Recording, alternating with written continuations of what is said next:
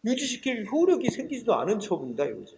따라서 결론은 무효 확인 소송에서는 사정 판결이 있을 수 없다는 얘기입니다. 응? 얘기하는 거고. 그 다음에 3번은 좀 말이 이렇게 길죠? 사정 판결 내리려면 법원이 사정 판결을 내리려면 이것도 고려하고 저것도 고려하고 다 이렇게 종합적으로 고려해서 해야 되면, 특히 이제 아래쪽에 내려가면 밑줄 사정 판결은 소송 대상인 처분은 위법이라고 인정이 되나 공익상 필요성을 고려하여 취소를 하지 않는 것일 뿐. 그래서 여기까지 보면 위법이지만 공익을 위해서 유지시키는 거예요. 취소를 안 시키고 그 효력을 유지시키는 것일 뿐 그 처분이 적법하다고 인정하는 건 아니다. 그죠? 당연하잖아. 그러면 사정 판결 받은 저 상대방은 사정 판결에 승복을 못하겠으면 상급 법원에 다시 재판을 해도 또 청구할 수 있습니다. 응? 그런 얘기죠. 예. 자, 그 다음에 밑으로 내려오면 사정 판결 필요성을 인정한 사례 이렇게 판례 이어지죠.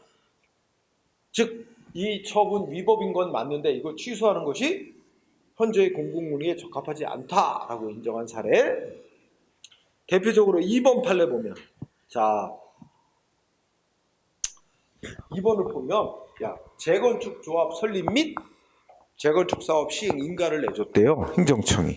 근데 이거 인가해준 게 위법이야. 왜냐면 어느 구역에 재건축 사업을 하려고 그러면 그 구역에 예를 들어 토지 소유자 3분의 2 이상이 재건축에 찬성을 했어야 돼. 다 찬성한다는 동의서가 있어야 되는데 아마 재건축을 추진하는 쪽에서 지역 토지 소유자 3분의 2 이상 동의서 갖추지 못한 상태에서 신청을 했단 말이야. 그런데 행정청이 그거 동의 요건을 다 못 갖췄으니까 인가 내주면 안 되잖아. 근데 인가를 내줬다면 인가 처분은 위법 맞는다. 응? 그런데 누가 소송을 했느냐? 그 요건도 못 갖췄는데 재건축 조합 설립을 인가한 행정처분은 위법이니까 취소해달라. 재건축 사업에 반대하는 측에서 소송을 낸 거지. 그런데 법원이 심사해보니까 위법인 건 맞아. 요건 못 갖췄으니까 인가해준 건 위법 맞는데 소송 도중에 어떻게 왔지? 추가로 동의서를 더 받아온 거야. 그래갖고 이제 3분의 2 이상이 너무 훨씬 거의 막 토지 소유자의 90% 이상이 동의한다고 추가로 동의서를 제출해 온 거야, 법원에다가. 응? 그러면 어떻게 될까? 법원이 애초에 동의서 요건은 못 갖췄는데 승인 내준 건 위법 맞지만 그래서 이걸 취소시키고 다시 하라고 해봐야 취소 판결을 내려봐야 어차피 재건축을 원하는 토지 소유자가 90% 이상이 넘으니 이 사람들은 다시 또 신청이 들어올 거고 다시 인가처분이 또 내려. 그러면 재건축 사업만 지연시키는 결과가 되지 않냐. 응? 그러니까 처음에 인가내준 건 요건을 못 갖춘 위법이 있지만 그대로 재건축 사업 시행하도록 유지시킨다는 논리입니다. 응? 그래서 2번 꼭 알아두고요.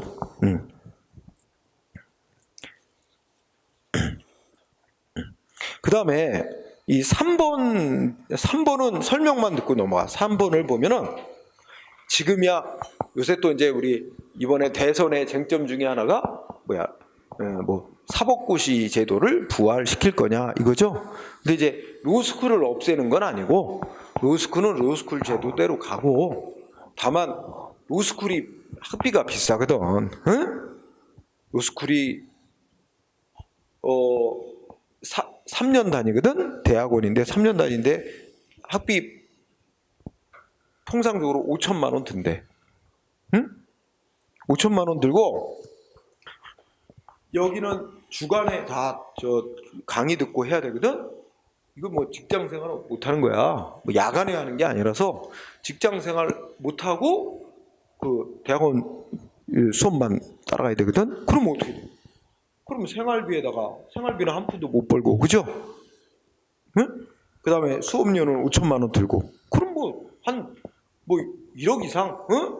그러면 한 2억은 있어야 돈이 여유가 있어야 로스쿨을 다닐 수 있다는 거 아니야? 물론 근데 로스쿨 들어가는 것도 경쟁이 치열해서 또 시험 봐서 합격해야 들어가니까 또 시험 보기 위해서 또 막 학원도 다니고 막 해요. 또 돈이 엄청 들어가는 거야. 그래서 물론 뭐 로스쿨 들어가면 뭐 무슨 장학금 제도 뭐 이렇게 돼 있어갖고 많이 장학금 많이 지급한다고 하지만 들어가기 전부터 돈이 많이 들어가요. 예? 준비하는 단계에서. 그러니까 결국 가난한 사람들은 결국 법조인이 될 수 없는 거 아니냐 이렇게 이제 비판이 많지. 그러니까 이제 그 로스쿨을 가지 않고도 옛날처럼 누구나 다 그냥 사법고시라고 해서 시험 봐서 법조인이 될 수 있도록 하는 길을 또 한 옆에 또 만들어주는 게 이게 기회의 공정성 차원에서 필요한 거 아니냐 이런 얘기가 나오는 거야. 응? 그래서 로스쿨은 로스쿨 이왕 도입한 거 다시 그걸 없애는 건 큰 혼란을 가져오니까 그 기회로 가고 또 옆길로 또 하나 법조인 되는 사법고시를 부활하자. 이게 이재명 후보 측의 주장 중에 하나. 응? 윤석열 후보는 뭐라고 했는지 정확히는 모르겠어. 응? 하여튼 뭐 그런 게 요새 대선의 쟁점이죠. 자, 어쨌든 이거는 이제 노무현 정부 때 로스쿨 제도를 처음으로 도입하는데 이게 이제 경쟁이 붙었단 말이야. 그래서 로스쿨을 그 각 대학마다 다 로스쿨이라고 법학 전문대학원을 설치할 수 있게 해주는 게 아니고 이게 뭐 수도권, 그 다음에 뭐야 여기 강원권, 응? 뭐 충청권, 응? 그 다음에 여기 뭐 영남권, 전국을 이렇게 권역으로 나눴어요. 호남권, 응? 뭐 이런 식으로 해가지고 이게 구역 권역을 이렇게 정해갖고 각 지역에 몇몇 대학에만 로스쿨을 설립하도록 허용하는 거야. 그러니까 각 권역별로 대학들의 경쟁이 치열해요. 자기네가 로스쿨로 이제 저 법학 전문대학 설치를 교육부로부터 승인을 받아야 이제 되거든. 그럼 로스쿨을 졸업을 해야만 법조인이 나올 수 있는 거야. 변호사, 판검사가, 그지? 네. 그러니까 각 학교들이, 대학들이 경쟁이 치열했어. 그래갖고 이제 조건이 뭐야? 막 이런 건물도 독립된 건물 따로 있어야 되고, 뭐 그 교수진도 뭐 일정한 자격 갖춘 사람들 뭐 충분히 있어야 되고, 그 다음에 뭐 모의 재판하고 뭐 이럴 수 있도록 여러 가지가 다 갖춰갖고 신청을 해야 돼. 그래갖고 했는데 이게 호남권에서 특히 여기 나오는 거 보면 전남대가 나오고 그 다음에 전남대하고 어디하고 붙었지? 예. 전남대가 나오고 여기서 경쟁했던 학교가 어디더라? 하여튼 뭐 A대하라고 그러죠. 이렇게 되는데 전남대학교가 로스쿨 설치 승인을 받았어. 인가를 받았어. 같이 경쟁했던 A대학교는 탈락했어. 근데 여기서 탈락한 데서 이제 문제 제기한 야, 전남대학교가 이 로스쿨 설립을 승인받는 데 있어서 심사를 하는데 심사위원으로 누가 들어갔는지 알아? 전남대학교 교수가 심사위원으로 들어가 있어요. 이거 불공정한 거 아니야? 자기네를 심사하는데 자기 대학교 교수가 들어가서 자기 학교를 심사한다는 건 기본적으로 그건 절차의 공정성에 문제가 있는 거야. 그래가지고 탈락한 대학이 전남대 로스쿨 설치 인가해준 첩은 절차 위반이다 해가지고 취소하러 소송했어요. 그 법원에서 인정했어. 절차 위반이 있다. 응? 취소할 만한 위법이 있다. 근데 이미 판결 내릴 때쯤 돼서는 어떻게 됐어요? 뭐 전국의 대학이 다 일시에 뭐 한 거야? 다 전국에 설립된 로스쿨이 다 뭐야? 공고를 내고 학생들 다 선발해서 이미 강의하고 교육시키고 있어요. 응? 이런 마당. 그러면 이제 와서 이 전남대 로스쿨을 취소한다. 그럼 그 학생들은 어떻게 되는 거야? 입학했던 학생들. 그치? 이런 엄청난 혼란이 예상되니까 위법은 있지만, 절차의 위법은 있지만, 그렇다고 해서 또 그 전남대 로스쿨 설립을 인가받는 데 있어서 그 위원 한 사람이 들어갔다고 껴있게 있어서 공정성에 문제가 있긴 하지만 이 압도적으로 뭐 다른 위원들이 다 이제 점수를 높게 부여하고 뭐 이래서 이 위원이 아니었더라도 전남대가 로스쿨 인가받는 데는 큰 문제가 없었을 것으로 보이는 점 등등 해서 그냥 유지시키는 결정이 내려진 겁니다. 네, 그런 사례를 보면 돼. 자, 사정 판결의 필요성 부정한 사례 어떤 거 볼까? 부정한 사례 대표적으로 여러 가지가 많죠.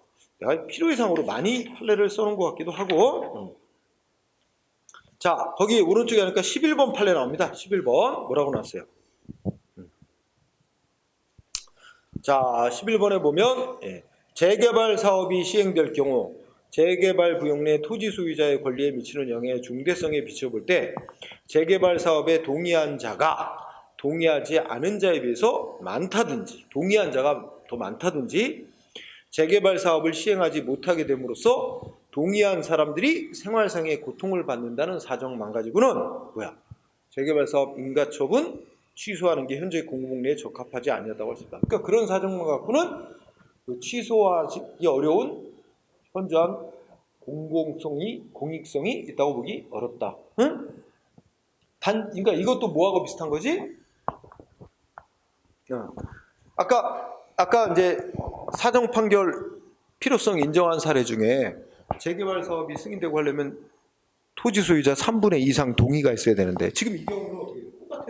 3분의 2 이상 동의가 없고 예를 들어서 40%가 찬성, 60%는 반대 이렇게 돼 있는데 40% 찬성만 받아갖고 재개발 사업 승인해달라고 신청이 들어갔고 행정청이 인가를 해준 거야. 그러면 인가 처분은 위법이잖아. 위법인데 여기는 추가로 뭐 없어. 더 많은 사람의 찬성을 내가지고 3분의 2 이상 나중에 요건을 충족한 것도 없고 단지 여기가 이게 반대야. 60% 여기 40% 응? 60% 원래는 70% 찬성이 있어야 되거든. 응? 그런데 60%만 찬성했는데 인가해줬다면 위법이고 근데 여기서 찬성하는 사람들이 더 많지 않냐? 응? 이런 주장만 가지고 또 이제 이거 찬성하는 사람이 더 많은데 이거 재개발 설립 인가해 준 거 없었던 일로 하면 찬성했던 사람들이 또 여러 가지 불이익을 받게 돼. 이런 이유만 갖고는 이거 유지시켜야 될 현저한 공익성의 필요가 있다고 보기는 어렵다. 응? 아까 비교를 하란 말이야. 아까는 소송이 제기된 후에 추가 동의서를 제출했잖아. 그지? 찬성하는 사람들이 그만큼 3분의 2 이상을 훨씬 넘을 90% 정도에 해당하는 사람들이 찬성한다고 추가 동의서를 낸 거고. 근데 이거는 그런 것도 없는 거야. 단지 법적 요건에는 못 미치지만 찬성하는 사람들이 좀 더 많다는 이유만 갖고는 사정 판결할 사유는 안 된다. 응? 그런 얘기죠. 그 다음에 12번 판례는 이른바 이제 과거에 심재륜이라고 하는 고등 검찰청의 검사가 있었어. 응? 심재륜 검사라고. 그런데 이제 뭔 일이 있었냐면 그 당시에도 어떤 김태정이라는 분이 있었나? 그 사람이 이제 검찰총장이었는데 소위 여러분들이 아마 이제 온노비 사건이라고 하는 게 있어. 그 검찰총장 부인한테 그 밑에 다른 사람들이 밑에 부하들이 아니고 다른 로비를 하는데 그 부인들을 통해서 로비를 하는 거야 각자. 그 로비를 하는 사람의 부인이 그 검찰총장 부인한테 명품 옷 사다 주고 그림 사주고 이런 식이야. 그래가지고 그러면 또 누구한테 받았어요? 이렇게 쏙닥쏙닥 하면 또 남편이 또 봐줘야 검찰총장 남편이. 그러니까 이 부인을 통한 로비를 한 거지. 온로비 사건. 이게 뭔가 밝혀지면서 검찰 비판이 많았어. 그랬더니 이제 검찰총장이 기자회견을 하면서 하여튼 국민한테 죄송하다 이러면서 눈물까지 흘리고 그래. 그러면서 조직 그 당시에 또 뭐가 많았냐면 검찰들이 뭔가 부정부패가 많다 해서 사건이 여러 개 있었어. 그것까지 다 묶어가지고 검찰총장이 기자회견하면서 하여튼 국민들한테 미안하다 이러면서 눈물을 흘리면서 사과하는 기자회견을 했거든. 근데 거기에 대해서 이제 이 심재룡 검사가 뒤에 밑대가들이 잘못해놓고 밑에 부하 직원들이 잘못 많이 한 거 자기네가 제대로 통솔을 못해서 그렇다고 이런 식으로 이제 비판한다 이러면서 윗대가리 지네가 잘못해놓고 이러면서 비판을 한 거야 기자회견에. 응? 그랬더니 또 소위 이 위계질서가 분명한 쪽에서 항명한다. 응? 이래갖고 징계로 파면을 시켜버린 거야. 심재룡 검사라는 사람은 그 자기들 상사를 비판하는 기자회견 했다고 파면을 시켜버린 거야. 그랬더니 이 심재룡 검사가 자기를 파면시킨 거에 도저히 승복을 못하겠다. 응? 그래갖고 파면 처분 취소해라 소송을 낸 거야.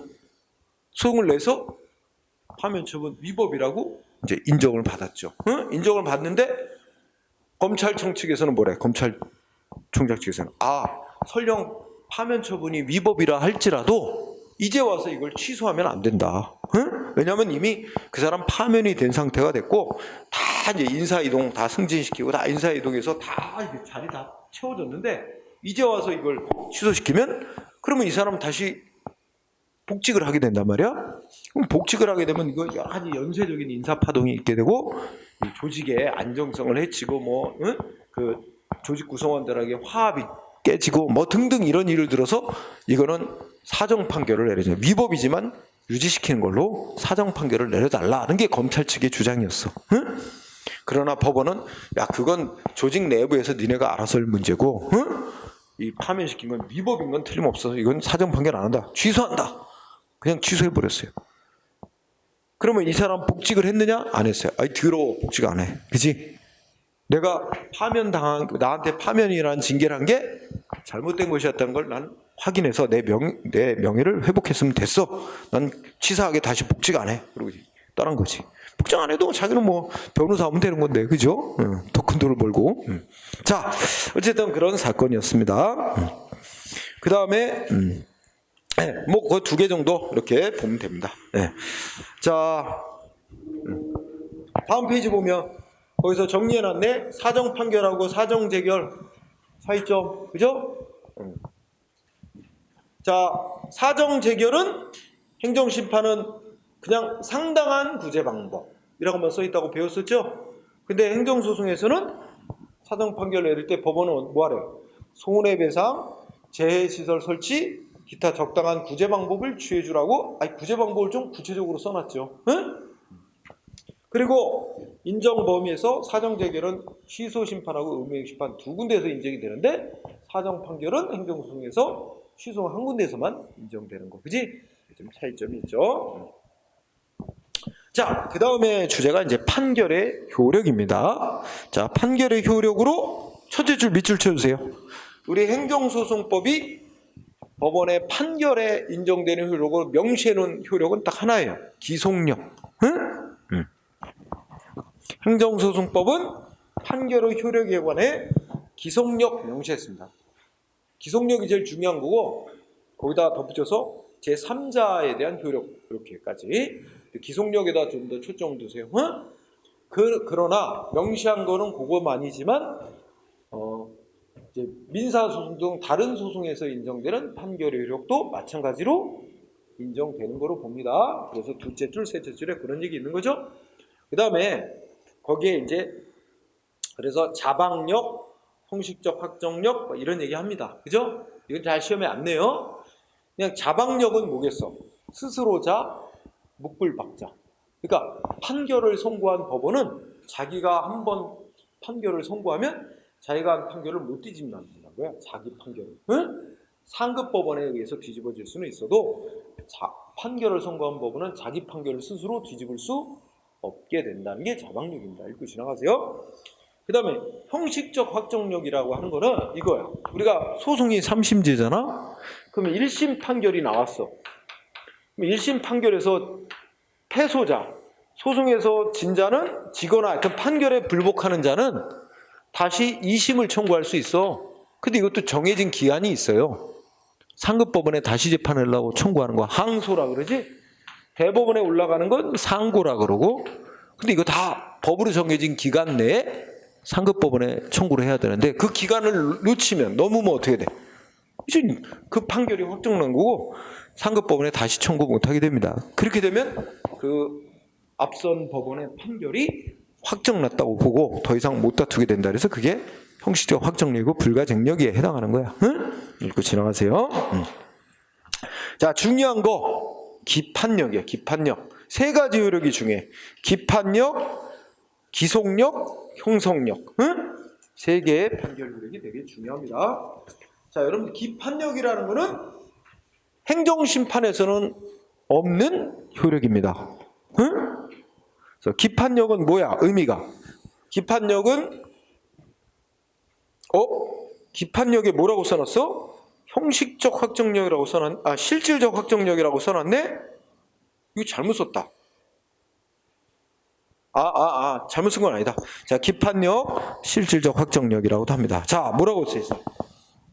자, 기억번, 확정 판결이 확정되면, 응? 확정 판결이었는데 이걸 풀었으면 판결이 확정나면, 여러분 판결이 확정나는 건 어느 때 판결이 확정난다고 할까? 우선 기본적으로 소송, 대법원까지 다 가서 대법원 판결까지 나오면 이제 더 이상 재판은 없어요.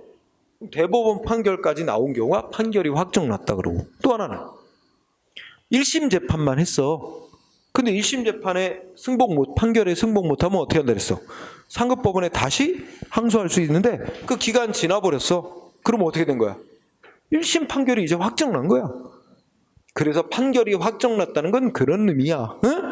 그럼 판결이 확정난 판결의 판결이 확정나면 이제 그 처분이 위법이라고 판결했든 위법이 없다고 판결했든 이제 그거에 대한 법적 판단은 끝난 거야. 이제 더 이상 똑같은 문제에 대해서 또 위법이라고 주장하고 판결과 다른 주장을 또 하면서 또 소송을 제기할 수도 없고, 설령 소송을 제기해도 법원이 이미 확정난 판결의 내용과 다른 판단을 또 내리면 안 된다는 거야.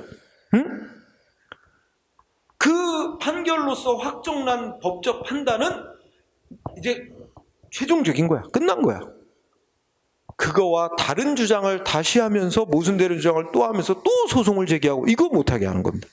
이걸 허용하면 열심히 재판에서 판결 갔는데 또 다른 이유로 또 소송 제기해서 또 다투고 죽을 때까지 소송만 하다 끝날 수도 있겠네.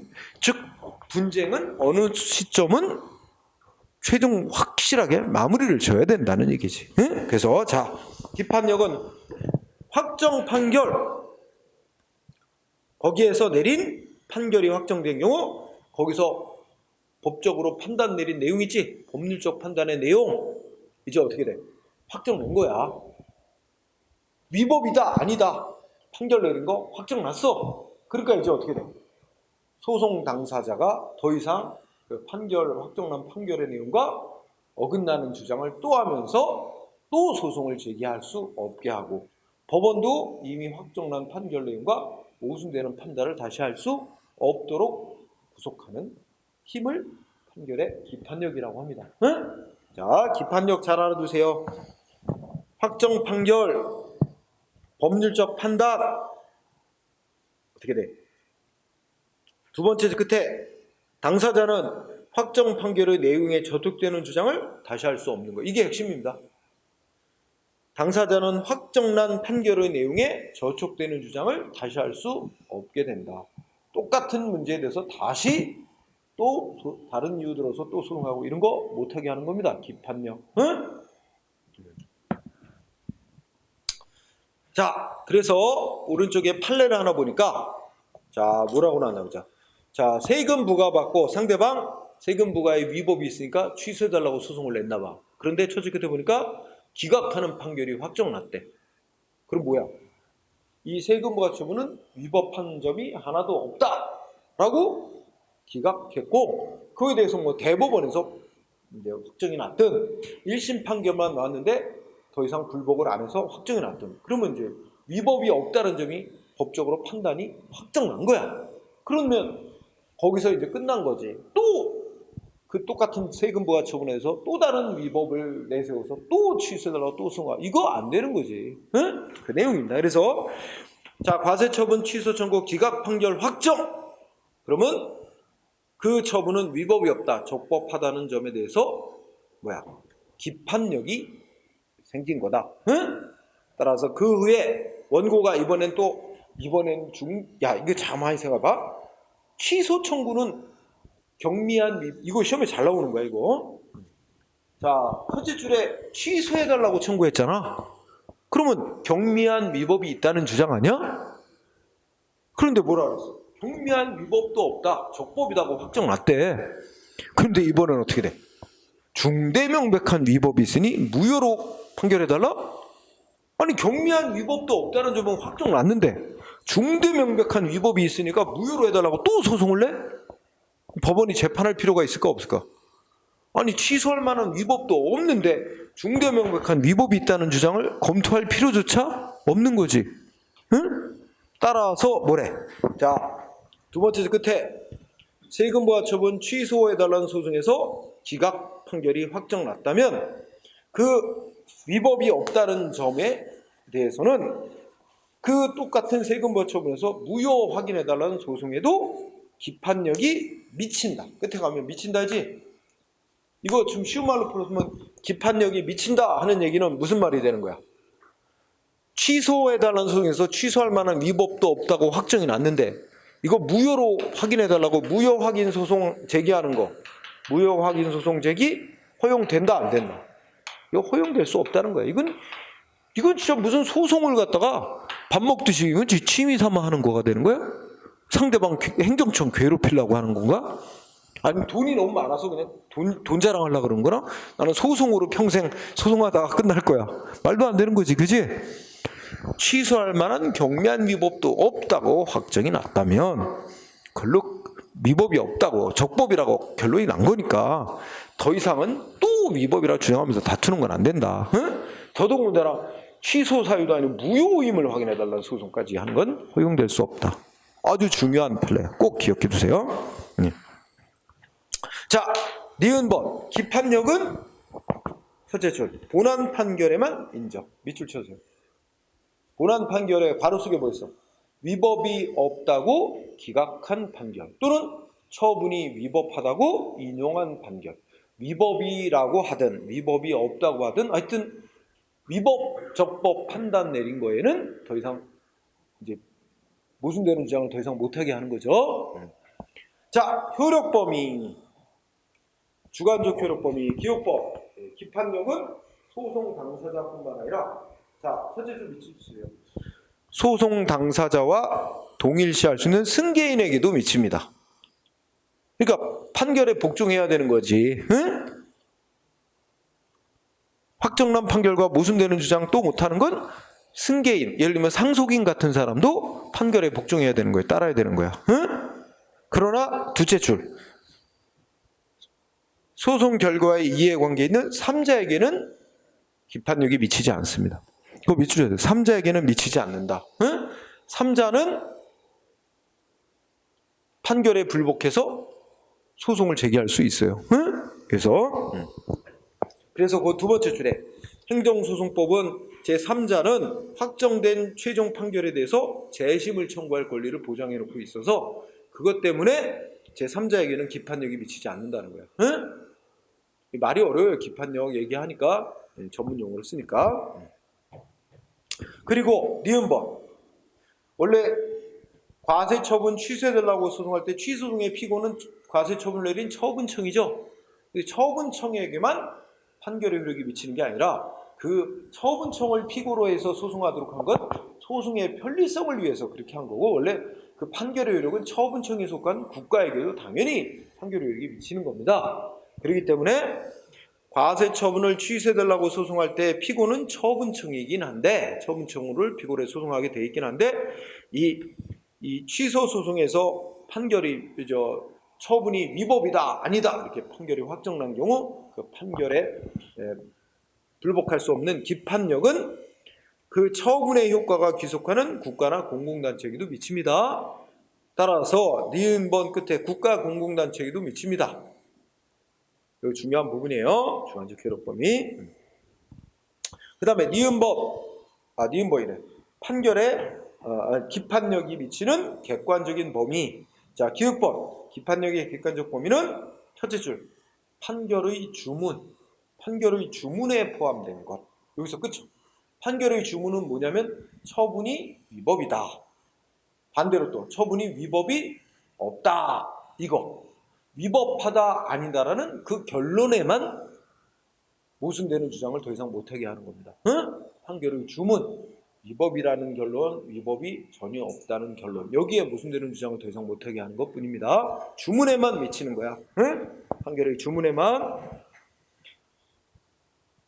그 다음에 니은법. 둘째 줄. 중간에 전소와 후소가 소송물을 달리하는 경우. 이거 밑줄주세요. 전소와 후소. 그러니까 이건 소송이 제기된 그 시간 순서지. 앞서 제기했던 소송이 전소고, 응? 후소는 나중에 제기한 소송인데 앞에 제기한 소송과 뒤에 제기한 소송이 서로 소송물 다르다. 즉 판정 대상이 다르다. 그러면 서로 별개의 소송이야. 그러면 앞선 소송에서 뭔가 처분이 위법이다 아니다 판결 내린 거 영향 안 줘. 뒤에 소송에.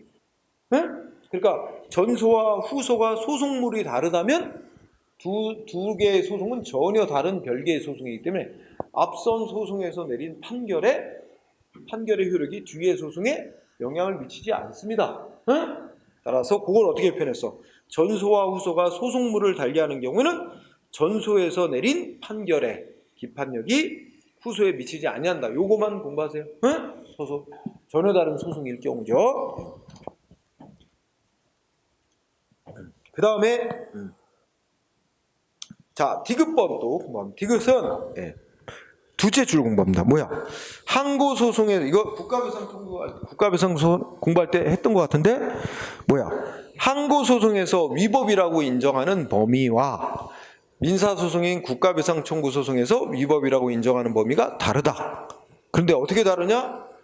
손해배상 청구인 민사소송에서 인정되는 공무원의 직무행위의 위법이라는 게 보다 넓게 인정되는 범위다 라고 하게 되면 우리가 예전에 손해배상 공부할 때 즉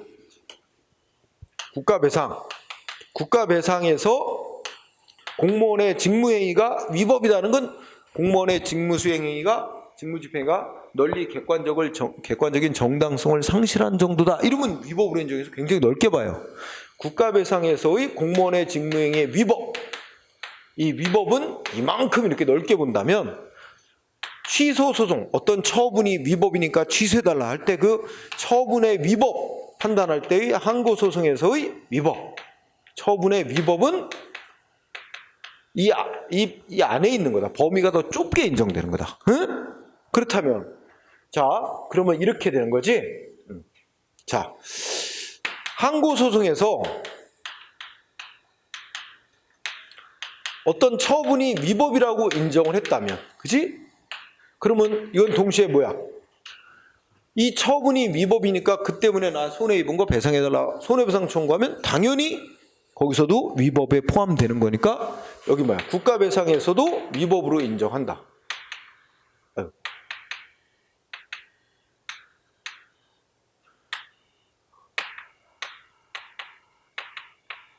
이 논리 이해하지?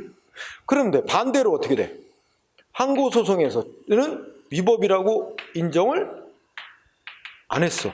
응? 어떤 행위냐면 여기에 해당되기 때문에. 여기에 해당하는 행위다 이거지. 예를 들면 여기에 해당하는 행위. 응? 여기는 항고소송에서 처분이 위법이라고 인정하는 범위 밖에 있다. 그래서 항고소송에서는 위법이라고 인정 안 했지만 이 행위도 국가배상에서 공무원의 직무행위의 위법 인정하는 범위에는 포함되는 행위라면 국가배상에서는 어떻게 돼? 위법으로 인정해 줄 수 있습니다. 그렇죠? 그거 함께 말하는 거예요. 그래서 거기에 동그라미 디귿번의 두 번째 책 견해대부분 있으나 항고소송에서 위법으로 인정되는 범위보다 국가배상소송에서 위법으로 인정되는 범위가 더 넓다고 보는 견해가 이게 다수 견해입니다. 이 견해에 따르면 항고소송에서 인용 판결은 뭐야? 위법이라고 인정했다는 거지.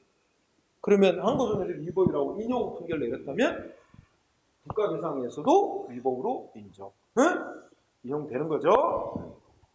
그래서 국가배상 소송에 미친다는 얘기는 그 위법이라고 인정된 것대로 따르지만 그러나 넷째 줄 항고소송에서 기각 판결 내렸대. 항고소송에서 기각 판결 내렸던 건 위법이라고 인정 안 했다는 거지. 처분이 위법이 없다. 그랬어도 똑같은 사안을 문제로 해서 국가에 대한 민사소송으로 손해배상 청구해서 국가배상에서는 위법에 해당될 수 있습니다. 여기다가 이제 국가배상 청구 소송에서는 위법으로 인정될 수 있다는 얘기죠. 응? 위법으로 인정될 수가 있다 이런 얘기가 되는 거죠. 그치? 말 뜻 이해했어요? 네. 자, 그 다음에 시간적 효력 범위라고 하는데 시간적 효력 별로는 없고 그냥 한 줄 치면 첫째 줄 사실심 변론 종결시. 응? 2심 판결 전까지 당사자가 위법이다 아니다 주장하고 제출한 증거를 기초로 위법 여부 판단 내린 거니까 사실심 종결시를 기준으로 발생한다. 뭐 잘은 않네요. 그거는 그 정도로 하세요. 자, 기판력에 대해서 공부했어요. 처음 듣는 용어. 그러면 중요한 판결 효력이 두 가지 남았어. 뭐가 있어? 기속력이라는 거와 형성력이라는 게 있어요. 형성력은 간단한 거고 기속력에다 신경을 써야 되는데 그거는 쉬는 시간을 가지고 두 번째 시간에 그 판결의 효력하고 나머지 소송 얘기하고 한 번에 묶어서 마감을 짓도록 하겠습니다. 자, 쉬었다 합시다.